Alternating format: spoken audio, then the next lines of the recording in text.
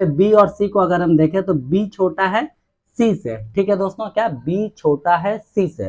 Same in दोनों में देख लेते हैं, बी छोटा है सी से, बी बड़ा हो गया सी से, देखिए यानी ये भी कट गया, यानी मेरा जो आंसर होगा ऑप्शन ए हो जाएगा। अब आप ही बताइए इसको बनाने में कितना। गुड मॉर्निंग दोस्तों, कैसे हैं आप लोग? उम्मीद करते हैं आप लोग एकदम मस्त होंगे, आप लोगों की पढ़ाई लिखाई सही चल रही होगी।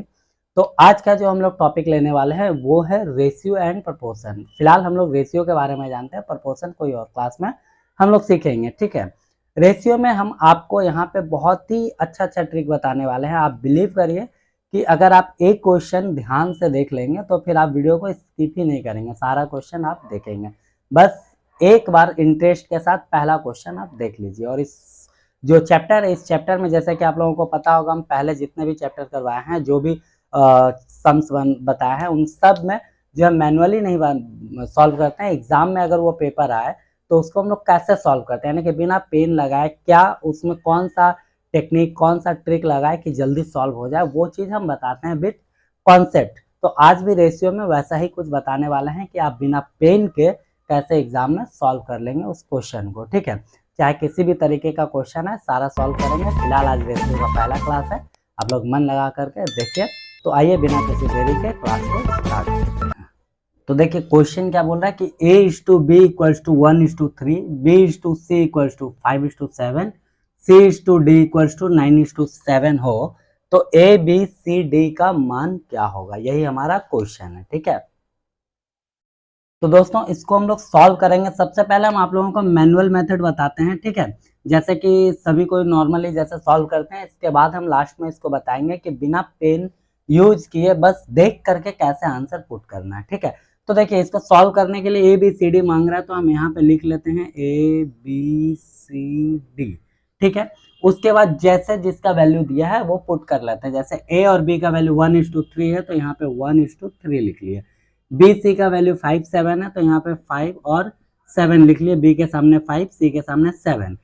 सी और डी का वैल्यू दोस्तों 9 और 7 है तो मैं यहाँ पे सी के सामने 9 और डी के सामने 7 लिख लेते हैं, ठीक।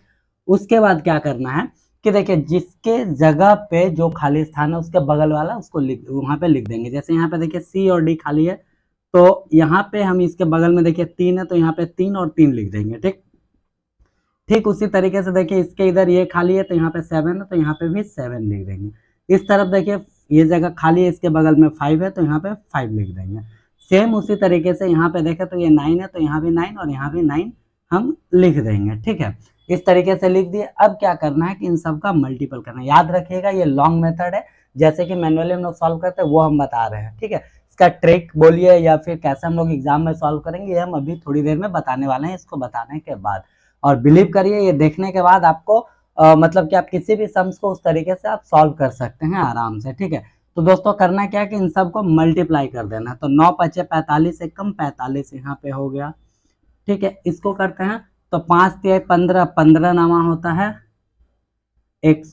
15 नामा 135, ठीक है। उसके बाद यहाँ पे मल्टीपल करते हैं दोस्तों तो 7 3 21 और 21 नामा होता है 189, ठीक है। नेक्स्ट यहाँ पे करते हैं तो 7 3 21 और 21 7 हो गया 147। इसको काटते हैं तो ये देखिए 3 बार में कट जाएगा, 3 ये गया 15 बार में, 3 से कटेगा 3 चौके 12, 3 5 15, 3 से कटेगा 3 6 18, 3 3 9 और 3 चौके 12, 3 9 27, यानी कि 15 45 63 और 49, 15 15 45 63 और 49 ऑप्शन ए मेरा राइट आंसर हो जाएगा, ठीक है दोस्तों। ये मैनुअली मेथड से अगर हम लोग सॉल्व करें तो इस तरीके से सॉल्व कर सकते हैं। अब अगर एग्जाम में आ जाए तो इसको कैसे सॉल्व करेंगे एकदम ध्यान से देखिएगा। बस आप बिलीव रखिए 5 से 6 सेकंड में ये सम्स होने वाला है, ठीक है। देखिए यहाँ पे अगर हम इस चीज को ध्यान से देखें a is to B equals to 1:3 लिखा हुआ है। कहने का मतलब हुआ a जो है वो b से छोटा है। यहाँ पे देखिए a 1 है b 3 है, यानी a जो है b से छोटा है। तो ऐसा ऑप्शन कौन सा है जो a b से छोटा है? देखिए a छोटा है b से, सही है। a छोटा है b से, सही है, यानी ये दोनों में से कोई एक आंसर होगा। आगे देख लेते हैं, ए देखिए बी से बड़ा हो गया यानी ये मेरा आंसर नहीं होगा। यहाँ पे देखिए ए बी से बड़ा हो गया यानी ये भी मेरा आंसर नहीं होगा, यानी मेरा जो आंसर छुपा हुआ है वो ए और बी में से किसी में है, ठीक है। नेक्स्ट देख लेते हैं, यहाँ पे बी और सी को अगर हम देखें तो बी छोटा है सी से, ठीक है दोस्तों, क्या बी छोटा है सी से। सेम इन दोनों में देख लेते हैं, बी छोटा है सी से, बी बड़ा हो गया सी से, देखिए यानी ये भी कट गया, यानी मेरा जो आंसर होगा ऑप्शन ए हो जाएगा। अब आप ही बताइए इसको बनाने में कितना देर लगा। ठीक है दोस्तों, तो इसी तरीके से नेक्स्ट आगे चलते हैं, एक और क्वेश्चन देखते हैं हम लोग। तो दोस्तों हमारे सामने क्वेश्चन है 2a बराबर 3b बराबर 4c हो तो ए बी सी का वैल्यू क्या होगा। देखिए इस टाइप का जब सम्स आ जाए तो इसको सॉल्व करने के लिए हम लोग क्या करेंगे कि दो दो का एक जोड़ा बना लेंगे, मतलब कि पहला जोड़ा हो गया 2a बराबर 3b, उसके बाद एक और बना लेंगे 3b बराबर 4c। ठीक है, तो ये वाला जो है पहला हो गया और ये हो गया जो दूसरा हो गया। ठीक है, तो यहाँ पे हम सबसे पहला वाला लेते हैं क्या, 2a बराबर 3b। देखिए 2a बराबर 3b।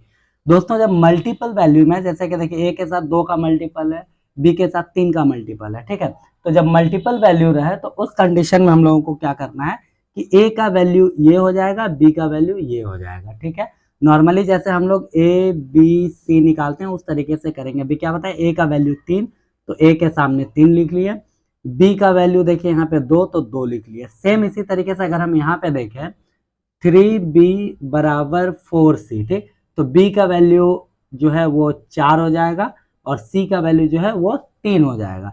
तो यहाँ पे हम b के सामने लिख सकते हैं 4 और c के सामने लिख सकते हैं 3। ठीक है, अब देखिए यहाँ पे ये गैप है तो इसके बगल वाला 2 यहाँ लिख लिया और इसके बगल में ये 4 है तो 4 लिख लिए। क्लियर है, करना क्या, देखिए कैसे लिखे हम बता देते हैं आपको फिर से एक बार कि बगल वाला जो जगह खाली रहता है ठीक उसके बगल वाले को फिल कर लेते हैं। तो इसके बगल में 2 है तो यहाँ पे 2 लिख लिए, ये जगह खाली है देखिए इसके बगल में 4 है तो यहाँ पे 4 लिख लिए। ठीक है, अब खाली का मतलब हुआ ऊपर और नीचे नहीं, क्या राइट और लेफ्ट, यानी राइट साइड वाला खाली है तो राइट के लेफ्ट वाला लिख लेंगे उधर। जैसे कि यहाँ पे राइट खाली था तो लेफ्ट वाला यहाँ लिख लिए, यहाँ लेफ्ट खाली था तो राइट वाला लिख लिया। मतलब ऊपर नीचे वाला आसपास नहीं देखना, देखना है राइट और लेफ्ट वाला। अब क्या करना है, सबको मल्टीपल कर देना, 4 तिया 12, 4 दूनी 8, 3 दूना 6। ठीक है, ये कट रहा है 2 बार में तो 2 से काट देंगे 6, ये 4 हो जाएगा और ये 3 हो जाएगा, यानी कि 6, 4 और 3 मेरा आंसर हो जाएगा जो कि ऑप्शन सी है, 6, 4, 3। ठीक है दोस्तों, 6, 4, 3 मेरा आंसर हो जाएगा।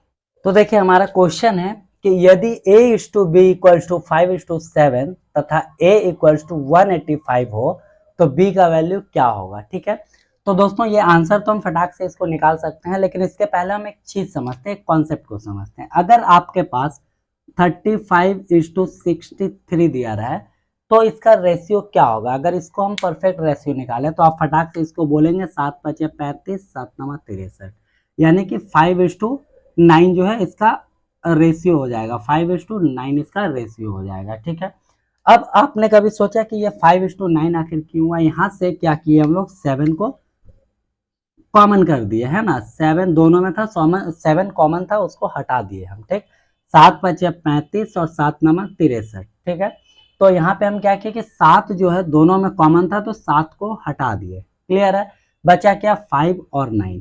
तो दोस्तों इस चीज को हम ये समझाना चाह रहे हैं कि जो रेशियो होता है वो हमारा क्या होता है कि जो सबसे बड़ा नंबर होता है, यानी बड़ा से बड़ा नंबर जो कॉमन होता है उसको हम लोग हटा देते हैं, हटाने के बाद जो बचता है वही मेरा रेशियो होता है। ठीक है, तो यहाँ पे अगर आप एक चीज और ध्यान दें तो जो कॉमन है 7 उसको हटाने के बाद में मेरा जो रेशियो बचा 5:9, तो आप ध्यान से अगर देखें पहले का जो 35 था और 63 था उसमें ये देखिए 5 का ये मल्टीपल है, यानी 5 से ये कटेगा ही कटेगा। ठीक है, और यहाँ पे 9 है तो ये 9 का मल्टीपल है, यानी 9 से भी ये कटेगा ही कटेगा। क्लियर हुआ, तो मेरा यहाँ कहने का मतलब हुआ कि जो हम लोग रेशियो देते हैं, ठीक है, तो वो रेशियो हमेशा उस नंबर का मल्टीपल होता है। ठीक है, चाहे वो जितने टाइम्स में भी वो कटे उसको डिवाइड करेगा ही करेगा। ठीक है, तो सेम इसी तरीके से अगर आप देखें a/b का वैल्यू 5:7 है। ठीक, a का वैल्यू 5 है और b का वैल्यू 7 है, तो a का जो वैल्यू होगा वो 5 है, यानी जो नंबर होगा, यानी रेशियो तो अभी पता है ना, कॉमन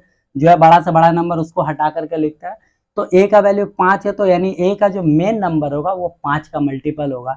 यहाँ पे देखिए a का जो मेन नंबर है वो 185 लिखा हुआ है। ठीक है, जो कि 5 का मल्टीपल है, यानी 185 जो है वो 5 से कट रहा है। कितने बार में कट रहा है भाई, तो 5 तिहाई 15 बचा 5 7 35, 37 बार में 185 आ रहा है। ठीक है, सेम उसी तरीके से मांगा है b क्या होगा, तो b का वैल्यू 7 है, यानी कि जो नंबर होगा वो 7 का मल्टीपल होगा, यानी जो 7 से कट जाएगा वही मेरा आंसर होगा। ठीक है, यहाँ पे ऑप्शन में देखते हैं 7 एकम 7 बचा 59, 7 का टेबल में नहीं आता है। यहाँ देखें 7 तिया 21 बचा 29, ये भी नहीं आता है। 7 2 तिया 21 बचा 4 और 9 49, 7 7 49, ये मेरा 7 का मल्टीपल में आ रहा है। ठीक है, यहाँ पे देखें 7 बचे 35 बचा 2 और 9 29, ये भी नहीं आ रहा है, यानी मेरा जो राइट आंसर होगा वो 259 होगा। ठीक है, अगर हम इसको मैनुअली भी सॉल्व करें तो 185 जो है वो 5 को डिनोट कर रहा है, यहाँ नीचे 5 लिख लिया और 7 का यहाँ पे मल्टीपल कर दिया, तो 5 से ये कटा, 5 तिया 15, 5 7 35 और 37 7 होता है, 7 7 49 का 9 हासिल 4, 7 तिया 21 और 4 25, 259, यानी सी मेरा राइट आंसर होगा। ठीक है दोस्तों।